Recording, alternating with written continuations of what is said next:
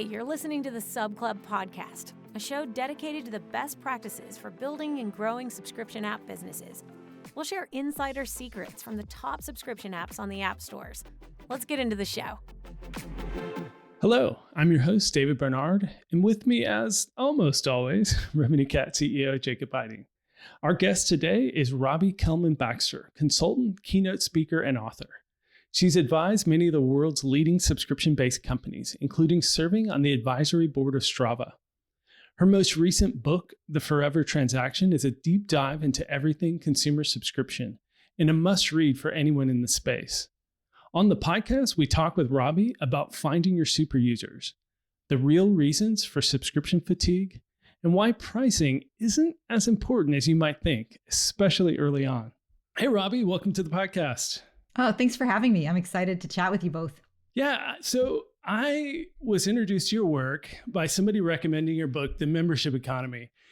And it really struck me. And I was so excited that you agreed to be on the podcast because here's a book written in 2015. And we'll talk about your other book that was written more recently, but written in 2015. And I'm looking through scanning the chapters and bought the book and scanning the book.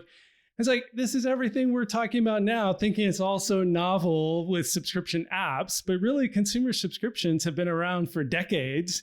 And you've been working in this space, way longer than any of us. And so that'd be really fun to have you on the podcast to talk more broadly about these principles of consumer subscriptions that apply equally to D2C subscriptions as well as the app space that we work in. So that's where I wanted to kind of kick things off. So how did you get your start in consumer subscriptions? So a couple of threads came together. One of them was that I was in product marketing for SaaS, what is now called SaaS, for 5 years, right before I hung out my own shingle and started consulting. So I had that background as a product manager, working with software products that were being sold as subscriptions. And then I became an independent consultant. And my fifth client was Netflix. And I fell in love with their business model. And I was wondering, why isn't everybody else falling in love with their business model too? This is amazing, recurring revenue, predictable cash flow, the amount of data they were collecting on their customer, the fact that their offering was just a much better way of delivering on a promise that many of us wanted delivery for, which is, professionally created catalog of video content delivered in the most efficient way possible, which meant not having to, put a raincoat over your jammies to go, pick up a movie with cost certainty, no late fees. And I was consulting with Netflix. I was already a customer, and a few people started calling and saying, hey, we heard you worked with Netflix. We want to be the Netflix of our space. Whether that was news or music or bicycles or dental pain management products or clothes. There was a lot of interest in what it was that Netflix was doing. And I started trying to develop, I'm a consultant, trying to create frameworks, trying to say, what are they doing? And which parts are applicable to other businesses and which parts are just unique to that group of people solving that particular problem. And that's really where I got started, and turns out to be big enough and deep enough that it's kept me really busy for, it's been 20 years, 20 years of subscriptions. Yeah, what an amazing fifth client to land as a consultant. That's really great. And so you were with them before they even introduced the video on demand on the internet, right? You started with them when it was DVDs in the mail. More kind of traditional D2C subscription service. But even then was satisfying almost all of those conditions, right? I didn't have to go outside, just to my mailbox. Not too bad. Mm-hmm. Price certainty. I didn't have late fees. And then an insanely large catalog, right? It wasn't, we just had to wait for the technology to get there, right? And then we had VOD being accessible. Yeah. And they were already thinking, it was amazing to me. So I was there, the time that I worked most actively with them, 2001 to 2003. Even during that time, which was all DVDs, all 3 DVDs out at a time, they were already thinking about streaming versus, should they let you download it and then have it explode after, some duration? Mm-hmm. what was the best way to deliver it? Should they come through your, for a while, I remember, I think it came through your PlayStation or your Wii. Mm-hmm. That was my first like set-top box experience with Netflix would have been on Nintendo. Yeah. Yeah. I mean, so they were already thinking about it. And I think that's a really important part of any, subscription is, even if your subscription works great today and it's good enough to get people to sign up, the product team has to be thinking, how are we going to continue to evolve it, in particular for engagement, right? How do we continue to stay relevant to these people while also having those new and improved features that bring new people in? And I think a lot of organizations have been taught to over-index on acquisition benefits and not thinking as much about those sticky engagement benefits that often are really hard to talk about credibly, right? If I say to you, sign up for my subscription, my video subscription, because it's the easiest to find the next piece of content and you're going to love our algorithm, right? People aren't going to believe you. You don't have credibility there. So all they're going to say is, oh, you have Hamilton? I'll sign up for that and then I'll cancel. And then it's still up to you, if you're Disney Plus, to get them from Hamilton to princess movies, National Geographic titles, ESPN, all the other great stuff that they have. Star Wars. I'm watching that with my son right now. Yeah, that's great. And then I do want to kind of step back, and you're kind of dove right into the weeds with some really actionable advice, but I want to step back a little bit and talk more broadly. So after working with a few companies in the subscription space and Netflix so early, you eventually wrote this book, The Membership Economy, which I love that phrase, and wanted to ask, actually, did you coin that phrase? And then how did you at the time, and how do you still kind of define this membership economy that you wrote about? Yeah, well, first of all, I'd love to say that I just came up with it and it was so natural and obvious. But I was thinking, I was like, is it about subscription pricing? Is it about premium services? Is it about recurring revenue? Should I call it the recurring revenue? I was trying to think, what is it? And where I came out was, it's not about the subscription pricing, which I think is a tactic. Right. It's a tactic that you earn the right to do by having a relationship that is trusted with your customer. The customer trusts you so much that they're like, fine, you can charge me every month or you can charge me every year and I will just keep paying you and not look for alternatives. And for me, that was based on a certain kind of human relationship. And that's where I came up with this concept of membership, that you belong, that you're committing upfront to a long-term relationship as a vendor. And then you earn the right to have subscriptions. So that was kind of where I came up with it. I worked with Netflix. I also worked with, at that time, Intuit. I worked with SurveyMonkey and their predecessor, Zoomerang. And I worked with Oracle on the B2B side. And those were some of the companies that helped me sort of connect the dots and figure out the framework of, here's some ways to think about what happens when you treat your customers like members. Here's what you need to track. Here's how you need to think about it. And here's what it can do for you, honestly. Yeah. The first book, all I was trying to do was say, this is a good idea. You might want to consider it for a bunch of reasons. I think of it in opposition. I think is it the Zohar Founders book, Subscription Economy. Yeah. But you're right in the sense that subscription kind of implies like one particular tactic for monetization that does go really well with this concept. But when I think of membership as opposed to just subscription, like membership implies also community to me, right? It implies like building this ecosystem, this community which then engenders trust, which then allows you to monetize, right? And build this predictability and this great business model. But thinking about it in those terms, I think is a really nice way to put it, as opposed to like, let's take something that we were monetizing another way and just slap a renewal on it, which is something we see a lot in the app world. This transition from paid upfront or microtransactions driven apps to subscriptions. Some have made it and some have not. And I think the ones that have made it are the ones who look at it in that light, in the membership light, in the earning their business repeatedly through content or through community. So that framing I think is really accurate.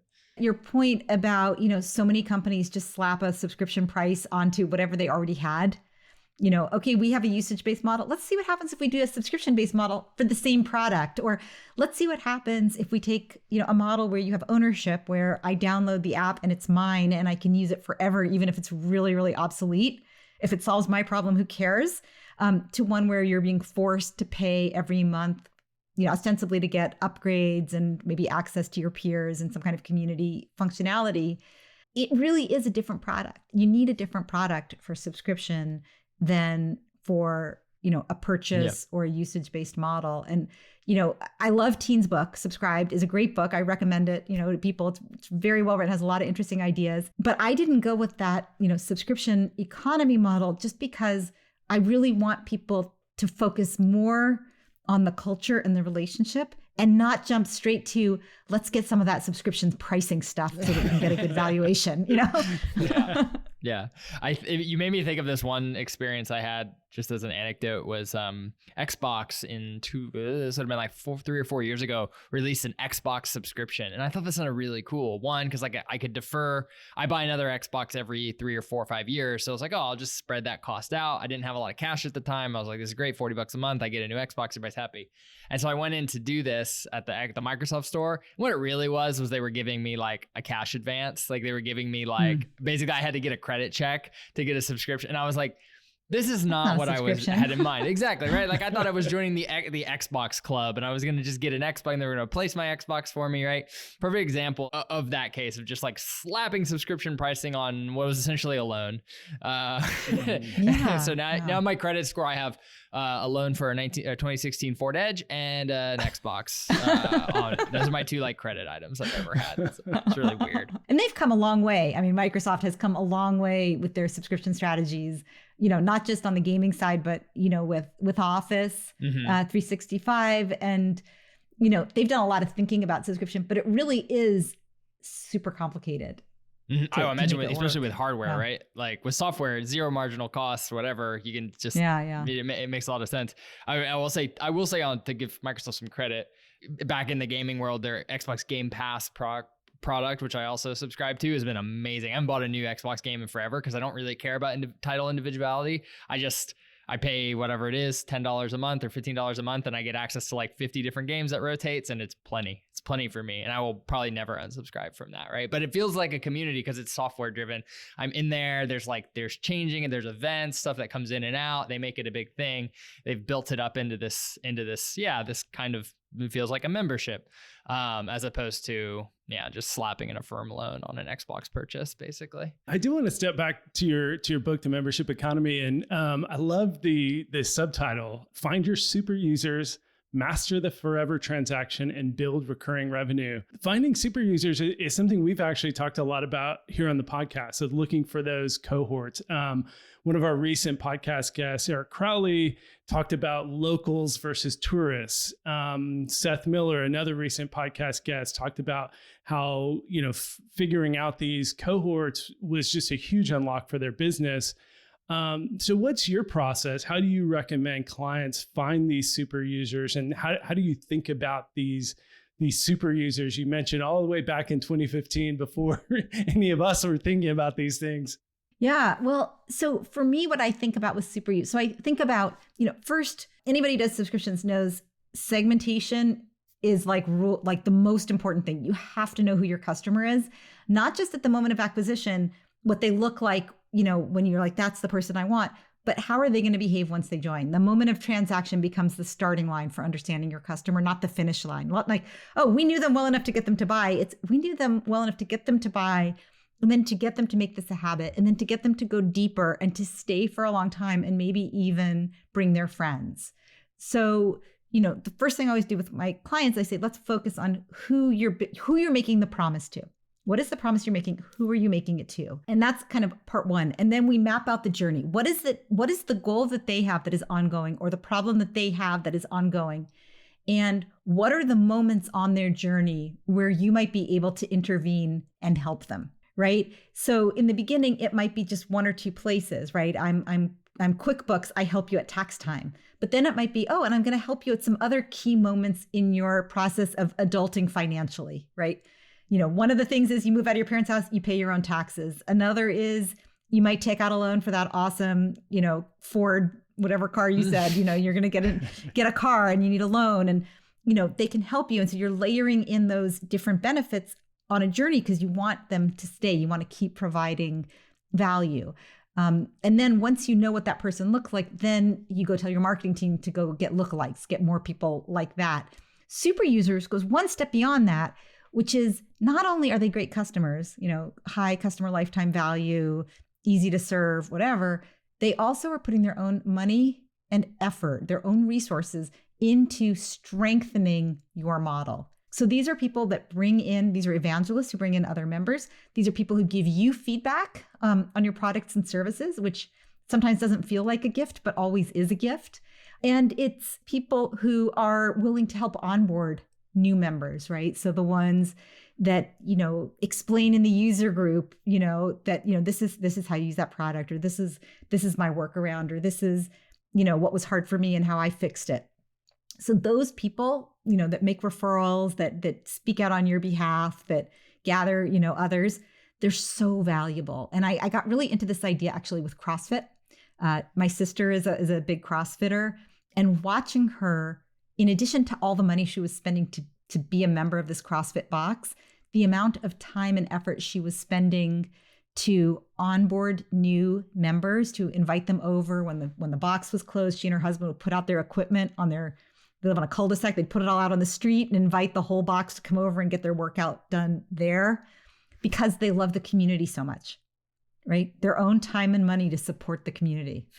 Are there kind of specific ways, especially digitally, like with analytics or customer service? What are the tools that you see people be successful in finding those kinds of users and understanding those patterns and who they are and what they look like and those sorts of things?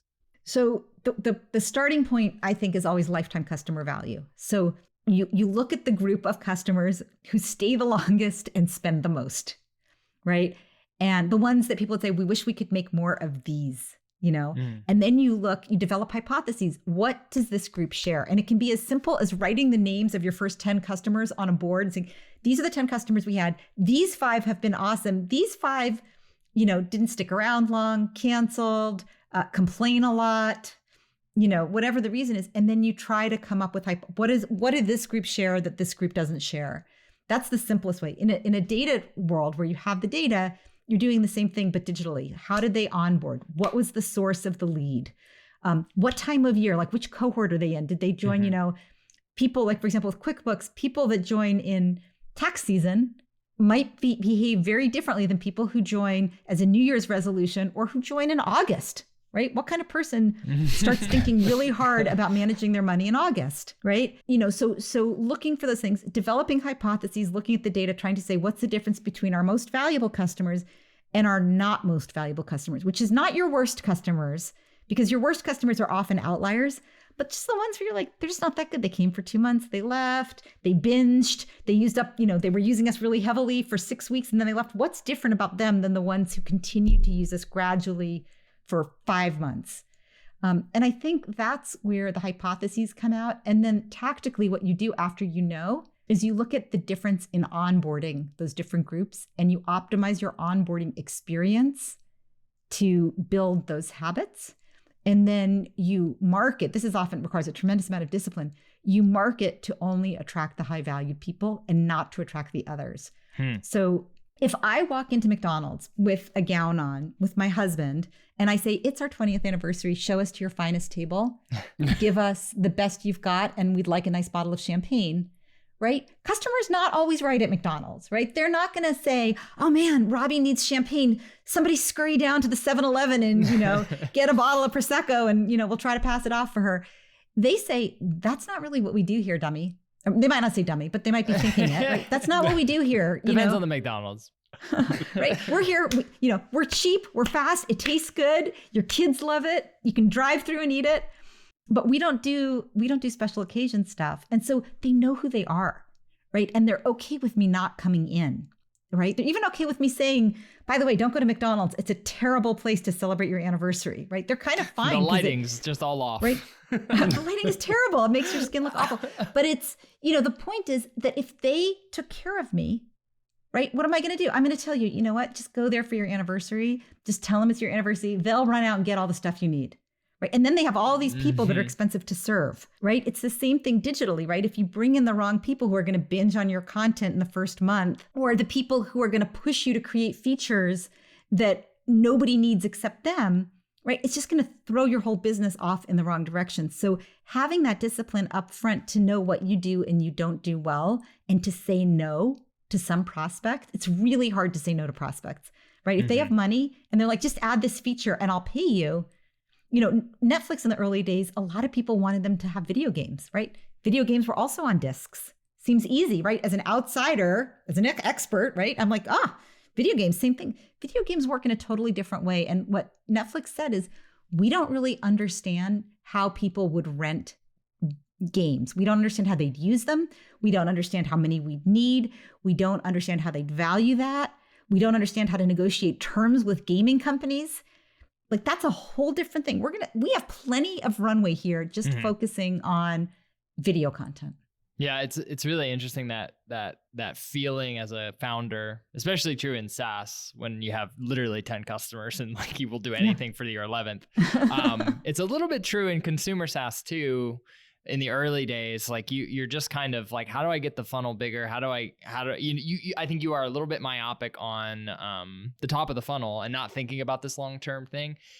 Partially because we don't have a lot of data. You launch your app 6 months later, you're trying to make decisions on customer lifetime value, and you don't really have a good sense because you don't know who's sticking around. You probably don't have a ton of data. But one thing you said that really got my gears turning was that process of putting them on a board and just looking at them, looking at the 10 customers or whatever it is, 100, even in consumer SaaS where you have hundreds of customers and not tens, it's not that many. You can grab, you'll be surprised at how many things I've, in my old days in consumer SaaS, of like just clicking into a customer and just watching how they use the app, like an individual, right? It's not data, but it gives you hints, and you can start there. And then I would say the next scariest thing is hypotheses. And then you actually talk to those people if you can, like get them on the phone, because you'll be surprised what they tell you. One of our guests from Matthew from Photo Room a few weeks ago talked about they would take their app to McDonald's and just show it to people to keep the McDonald's references going, and get like in-person feedback, and that helped them learn. You know, they were an app that thought they were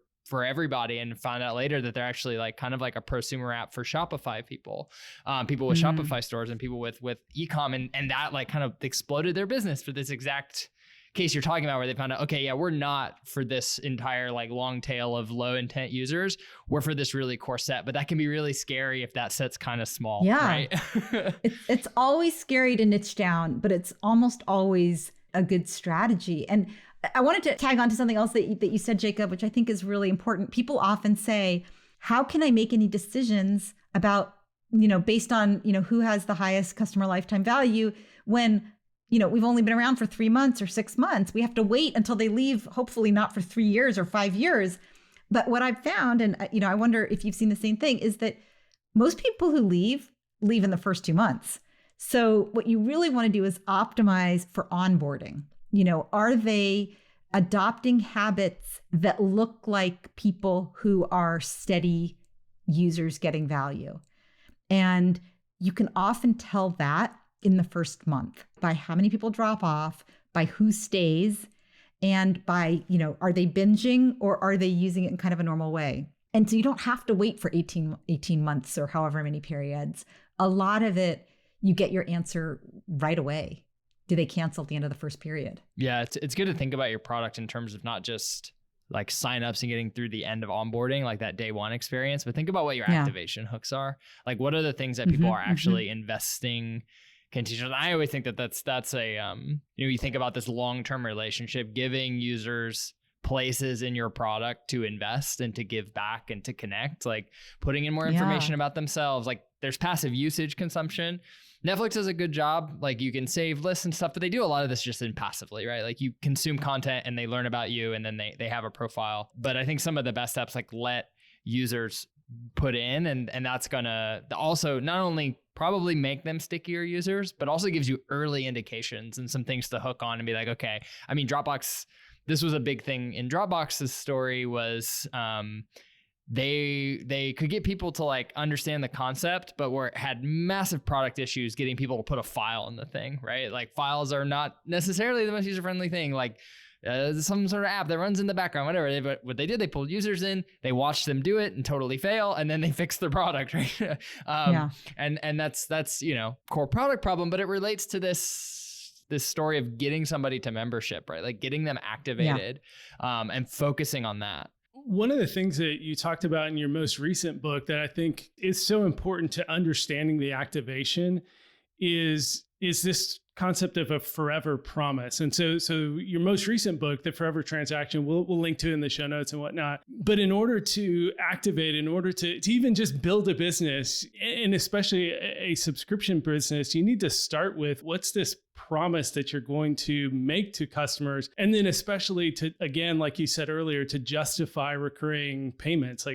So tell me how you think about forever promise and how any app, any business that wants to set up recurring payments should be thinking about this forever promise. Yeah, it's really simple. You take a step back and you say, when my customers come to me, what is the ongoing problem they're trying to solve? Or what is the ongoing goal they're trying to achieve? And how can I best align my product and my messaging with that goal, that ongoing goal, or that ongoing problem? So what can I promise them about it? So with a Netflix, it's about, entertainment. I'm going to provide you with the biggest selection of professionally created video content delivered in the most efficient way, right? With cost certainty. You're never going to have to pay extra fees. And, there's a lot of apps that are around, helping you with some part of your business process, getting a certain kind of work done, or tracking your finances, or creating beautiful images for, personal use, for your hobbies, what have you, gaming apps for fun.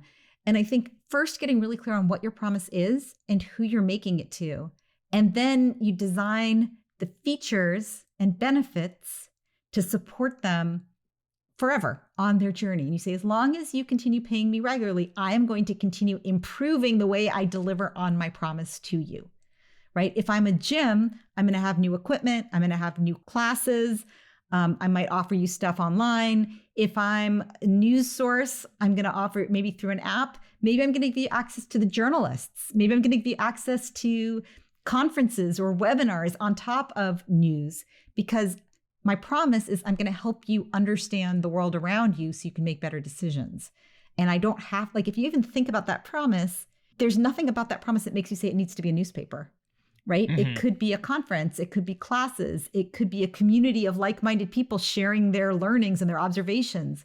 So why not layer all of that in over time so that you get closer and closer to guaranteeing that they're going to get the impact that they hoped for on an ongoing basis. It's interesting. It in some ways relates to what a company mission can be for a different audience, right? You say, RevenueCat has a mission, and that's one thing that won't change, right? That's kind of what we do, and that's part of joining the company and whatever.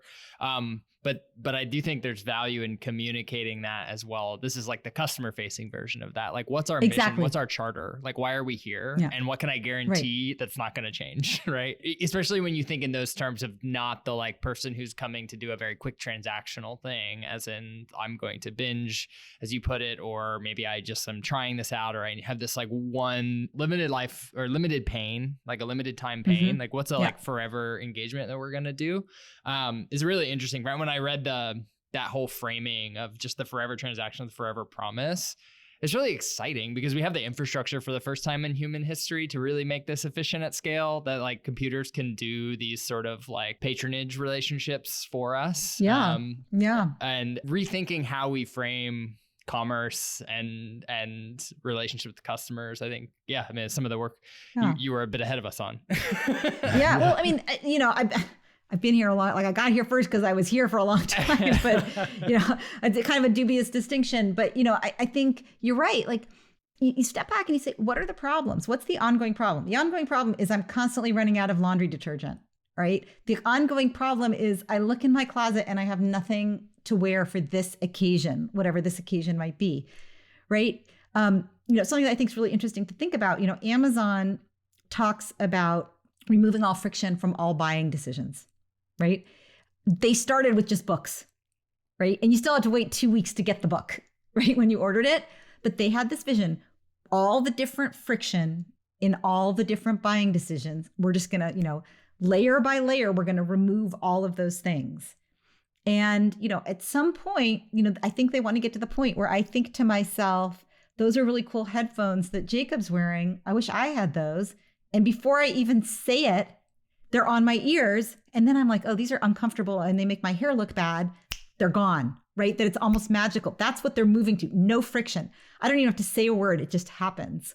I think having that kind of guidance of like, that's what we're trying to do. There's so many times when I've gone shopping and I've needed something, whether it's like buying a new house or buying a white blouse for an event, and thinking, this shouldn't be that hard. I have enough money to pay for this. I know exactly what I need it for. And I've already spent 4 hours or 4 months, or in the case of buying a house, 4 years trying to find, the needle in the haystack. It should not be this. When you say it should not be this hard, that's probably a good opportunity. Good opportunity. Yeah. Yeah. No, I'm just sitting here thinking about RevenueCat's our, shameless plug time to talk about my company. But I think about our forever promise, and our mission is like, we help developers make more money. That's our goal. But I almost think that's like kind of like a short, pithy way of like phrasing it. Really, it's about like, how do we remove, the way you put it is barriers. Like, how do we remove all the barriers for a developer to make money? How do we remove all the barriers for a developer to create value with software for other people? And often like people see a lot of these, subscription infrastructure problems, data problems, all these things are not why somebody got into it, right? When they started Netflix, it wasn't like, I just can't wait to do like data cohort analysis, right? And like all these things. It's like, no, we want to deliver entertainment to people the easiest way possible. And so, for us, like that's, I think, in some ways our particular problem that we've committed. And going to the forever thing too, our product is a subscription essentially. But it's a long-term commitment by the nature of it. It's very infrastructure related. So like I've always had to, especially in the early days, had to give a lot of assurances to folks. Like, yeah, we're sticking around. Like, yeah, this is the long-term goal for us. But I think that comes down to consumers too. Like the best companies I've seen in our space doing consumer software apps, subscription apps, essentially have like a really deep connection to the mission and the problem. I think of Calm. I think of, again, I'll reference Photo Room, this app we work with that, they've been in computer vision and they've worked for GoPro, and like this is in their DNA to work on these problems of image manipulation. And then on the other spectrum of that, you think of like companies are just stamping out, and I don't know to blow anybody up, but companies stamping out utility apps or like whatever it is, and then slapping a subscription thing on it. Yeah, it works. You're going to get marginally more LTV than they were, before, but that's not, I think, advancing the level of like computer or like problem solving for consumers than we were doing before. I think you have to be really passionate about the customer needs and the customer's journey rather than on your product. And this is always a really rough conversation because a lot of businesses really, really, really hold their products in high regard, whether it's, automobiles or, software. I mean, software, most companies around here in Silicon Valley, like the software team, they run everything. Like that's the talent and everything, they can build what they want. And, I used to joke that, when you work in like the car world, right? Sometimes it's just about the cup holders, right? It's not about the big engine, right? Which is what a lot of people go into the world of cars, of automotive, because they love cool cars. But a lot of people who buy cars don't buy cool cars. They buy practical cars that solve certain problems for them. And you have to be passionate about the problems you're solving for the customer. So I did a lot of work early on in my sort of subscription life in the high-end bicycle industry. I was working with the Bicycle Product Suppliers Association. Really, really interesting space. But one thing about it is that most people who own bike stores and work in bike stores and sell bikes and manufacture bikes are bike racers and off-road, risk-taking bike enthusiasts that have 9 bikes at home. But there's a whole huge untapped market of people who just need a bike to get to school or a bike to get to work or a bike for Saturdays to go to the farmer's market. And they ask really annoying questions at the bike store like, Does this come in pink? Or can I get a basket for this? Or is this going to get, grease on my work pants? And at some point, even, there's always this tension because the people who create the products, sometimes they're like, those aren't problems I want to work on. Mm-hmm. Right. Or, I worked in the hospital, kind of in the health industry, and I talked to a lot of surgeons, and they're like, yeah, you guys can do whatever you want around customer this, customer that, treating customers like patients, whatever. But I want to see my patient unconscious on a table, and I'll cut them open and I'll fix them and make them better. And I don't want to do all that other stuff. Right. It's hard because they're the talent. I think this is a big issue with subscriptions because those marquee elements aren't always the thing that's going to drive engagement and retention. It's falling in love with your own product, right? It's falling in love with the solution and not the problem, Exactly.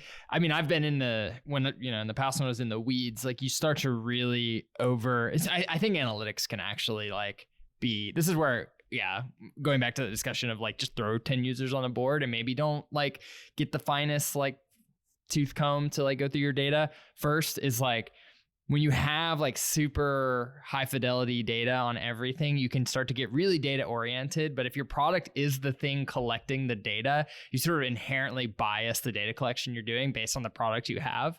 And you miss a lot of opportunities because you're not just thinking about the problem space. I worked on this app called Elevate, which was brain training. And I can remember so many heated product discussions about this flow, should we do this or X and Y and Z, and not as many as we should have had about why are people actually coming to this app, and addressing those questions head on, and thinking about ways that we can improve the product with that as the beginning. And I even see it at RevenueCat too. We have a lot of products which are really deep and rich and people use and they're in love with. And we can, you can spend a lot of brain power and a lot of focus thinking about the next iteration of that thing. Like you say, the bike shop owner who's really into bikes or really into some particular technology, and lose touch with, these bigger things. This forever promise, this what are we actually building? What does RevenueCat mean in a decade when the problems we're solving now actually maybe aren't that relevant? That's probably the case. We've talked a lot about media companies, and I almost snuck in a metaverse joke, and now I'll just refer to almost sneaking in a metaverse joke about your headphones. But we think about this as the modes of consumption are going to be changing, and that's where these missions, customer mission or forever promises kind of come in. It's making sure that regardless if a Netflix is delivered on a DVD or on a streaming set-top box or into some sort of brain implant, those subscribers will transfer, right?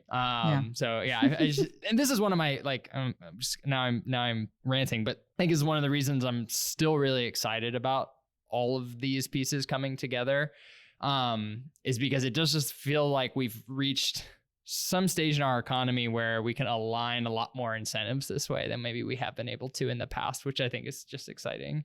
But as we align those incentives and people get more and more subscriptions, nice little transition there. Thank you, Jacob. That was great, David. You're getting this podcasting thing really tuning it in. There is a growing chorus of subscription fatigue. People are tiring of all these subscriptions, and no matter how much you can align incentives and everything else, people are just not going to want to pay subscription. So having seen the growth in subscription, consumer subscription starting way back at Netflix in the early 2000s, and now we are layering on more and more and more. What's your perspective on this concept of subscription fatigue? Are consumers really tiring of paying in this way?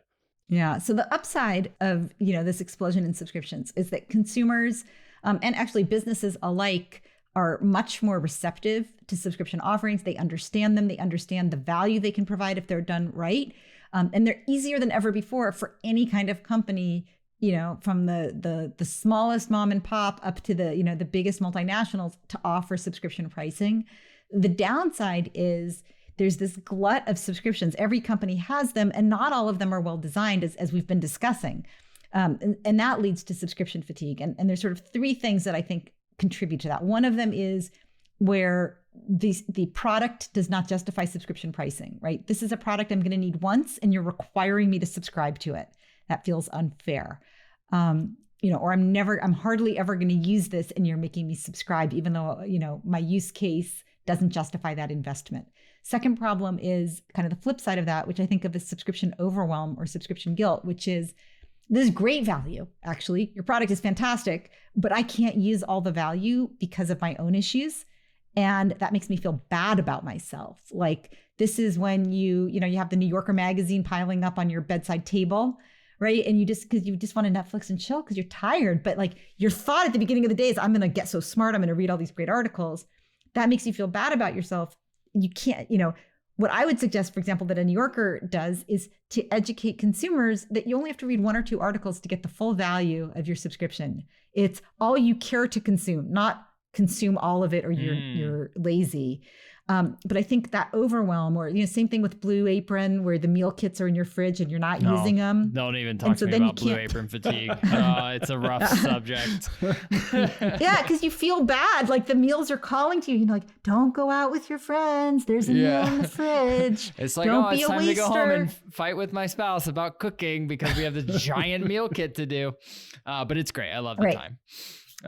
So then I think the last one, but it's great because it's not the fault. The meal is great. It's just, the product's great. I don't feel like eating it today, or someone invited me over for, like the crazy one is when someone invites you to dinner. And so then it's not even a question of finances. You're like, well, either way, I'm not going to have to spend any more money and I'm going to get a delicious dinner. Do I want to make the Blue Apron dinner or go to my friend's house who just invited me? Well, I can't go to my friend's house because I feel bad throwing the Blue Apron in the garbage. Yeah, the lettuce is going to be wilted by tomorrow. Yeah, so. It's the last day I can cook. And then the last issue, so there's bad product market fit, there's this subscription overwhelm or subscription guilt, and then the last one is hiding the cancel button. And I'm really interested in what you guys think about that one, because a lot of subscriptions make it really hard for you to get out of this cancel anytime relationship, even though that's what they pitch. Join and cancel anytime if you can find the cancel button, which we've hidden behind 27 clicks with a call us on Tuesday, extra hurdle.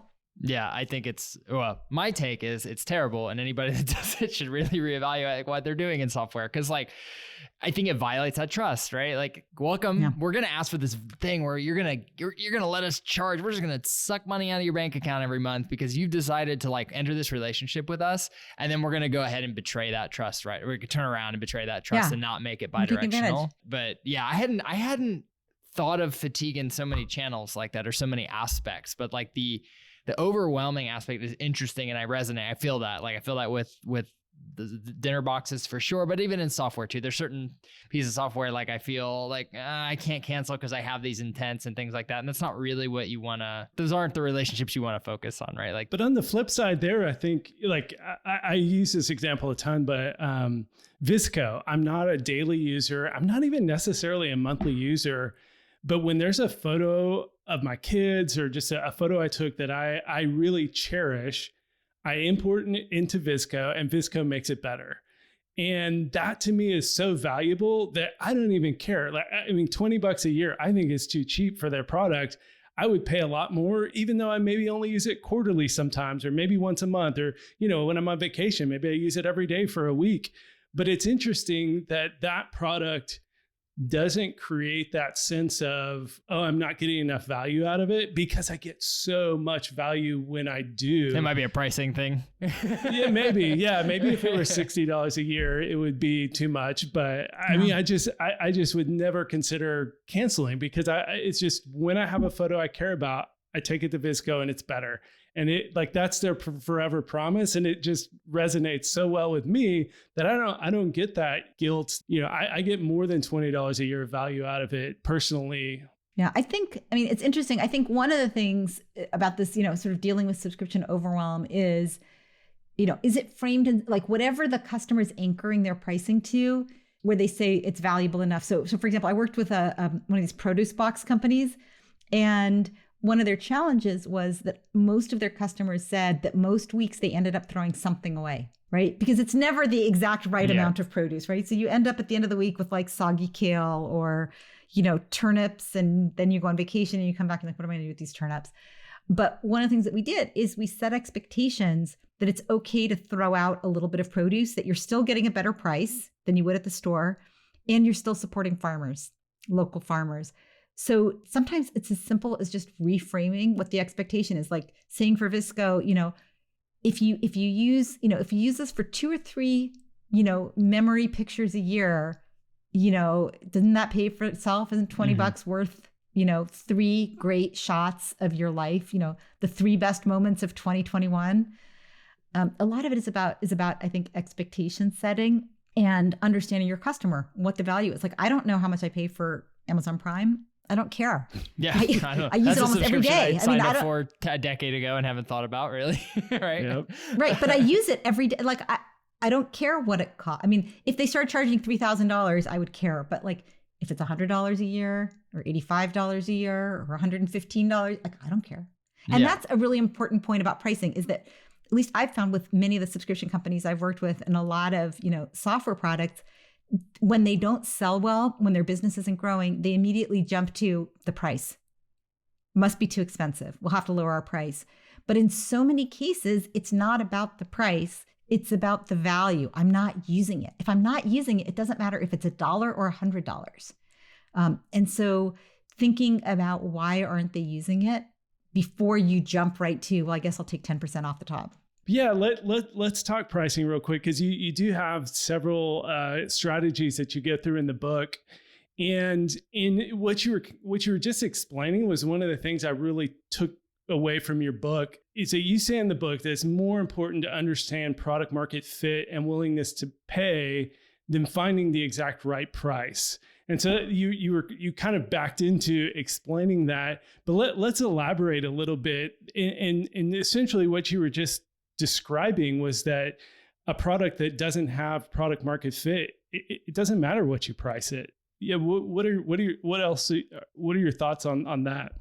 Yeah, I just think, I mean, in so many things in life, you're kind of on a continuum. Like, I remember when many years ago, I started doing weightlifting, and, I told people that I was doing it to be more fit and, stronger. And now it's very common. But at the time, a woman doing weightlifting, working out with weights, and people would say to me, I don't want to get huge muscles. And I was like, oh, honey, you are so far from that being a problem. Like, we're at the other end of the continuum. Like, there are certainly women who work out and get too muscly, and that's not what they want. Men too, who are like, then it, intervenes with my ability to do my sport.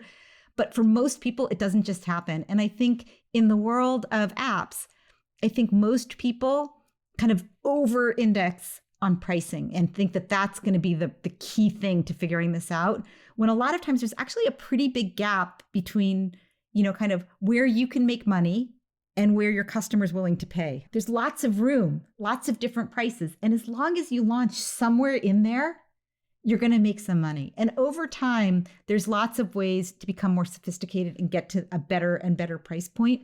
But a lot of people assume that that they have a highly elastic product, meaning that for every dollar you increase your pricing, your number of customers drops by a predictable percentage. And I think in many cases, there's a lot of products that are inelastic. If I use it, I'll pay anywhere between $5 and $10 a month. And if I don't use it, I will pay nothing. And so if you notice that people are canceling, and they're the same people who aren't using the product, it's probably not a pricing problem. It's probably a product problem. Right. I mean, if you're talking about product market fit in a forever relationship, like, that I'm going to pay infinite money in terms of my lifetime, right? Like, I'm going to pay money until I die. Right. Right. And the thing is that people assume, like, so what I would say is if you're trying to figure out your first price, I'd say don't worry about it too much. If you need to do a land grab like Spotify, price low, and you can raise your price later, although that's hard, but just do it because you want people to adopt your solution. If you're worried about, hurting your core business, and so, then start by pricing really high, and you can lower it as you have increased confidence and understanding of use case. But there's a lot of room in there. And, that's really my advice, is be somewhere in that range. And if people aren't buying it or aren't staying, look for the other signs of what might be driving it besides pricing. Like, is it that they, failure to launch, they never onboarded, they never activated, they never used the, best features? Is it that they were using it for a while and then their usage trickled off? Maybe they used it up, right? Either they binged or, they've watched everything they've seen. Maybe their job changed, so these features are no longer relevant to their work. but really try to be a detective about where the problem is. Like I sometimes say, it's like you have a party in a bar. You're not making money from the party in the bar. Like before you lower the price at the front door, see, like, are people walking by and not recognizing that you have a party, so you have nobody in there? Because that's an awareness problem. Or is it that people come in the front door and can't find their way to the food and drink and music, and so they think it's a lame party, and so they leave and they never come back?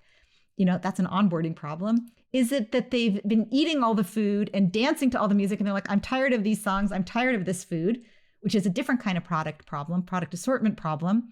Or is it, I went downstairs to the food and there was no food and the music, the speakers weren't working, and that's an operational issue, right? So fix the problems before you drop the price. That's such great advice. I mean, I think about it, sorry, I'm going to extend our podcast 1 minute, but just to concur with the product, if you have product market fit, you're going to go this way. And I'm just gesticulating on a podcast, never good, up and to the right? All the price is going to do is maybe define that inflection on that curve, whatever. But exponential curves, like the slope doesn't matter often all that much in the long term, right? You can optimize it eventually, but it's really getting that product market fit, and then it kind of just takes care of itself. So sorry, I will let us end the podcast now. Well, that is a great bit of advice to wrap up on. And your book, Forever Transaction, was fantastic. And reading it was so fun just to think about, we put our kind of blinders on with this podcast and in the space we work in with apps, but realizing that so many of the ideas that we think about, so many of the problems we work on are things that are across the entire industry, across all consumer subscriptions, even a lot of overlap in B2B SaaS. So it was just so fun reading your book and then getting to ask you questions here. I had like 30 more questions that I wanted to ask you. We could go another hour or two, but I'll put links to your LinkedIn, to your website, to your Twitter in the show notes. But is there anything else you wanted to share with our audience as we wrap up? No, I think we covered a lot. I mean, if there's one thing that I want to leave people with, it's this idea that if you start with the promise you're making to your customers, helping them with an ongoing problem or achieving an ongoing goal that's important to them, and then you optimize your offering around that, your chances of both acquiring and retaining your customers is going to go way up. Such great advice. Great place to end. Thank you so much, Robbie, for being on the podcast. And again, in the show notes, and you mentioned that there's some extra goodies. If you follow the link in the show notes, they can get your book and some extra goodies along with that. So thank you again so much for being on the podcast. Yeah, real pleasure. To make sure you never miss an episode, subscribe to the show in your favorite podcast player. Thanks so much for listening. Until next time.